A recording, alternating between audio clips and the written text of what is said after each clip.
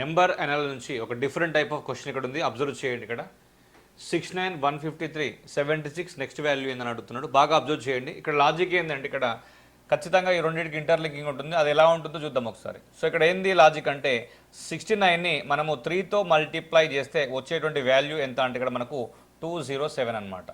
ఓకేనా.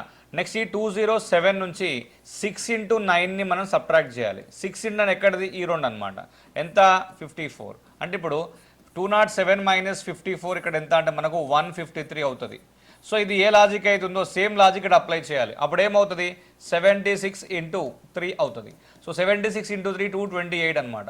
అప్పుడు 228 నుంచి 7 ఇంటూ 6ని మనం సబ్ట్రాక్ట్ చేయాలి. సో -42. సో చేస్తే వచ్చే వాల్యూ 186 అవుతుంది. అది మనకు 4th ఆప్షన్ అనమాట. ఈ క్వశ్చన్ ఆన్సర్ మీరు కింద కమెంట్ చేయండి. ఇలాంటి మరిన్ని ఇంట్రెస్టింగ్ వీడియోస్ కోసం డెఫినెట్గా రోహిత్ సార్ క్లాస్ మొబైల్ యాప్ని ఇన్స్టాల్ చేయండి.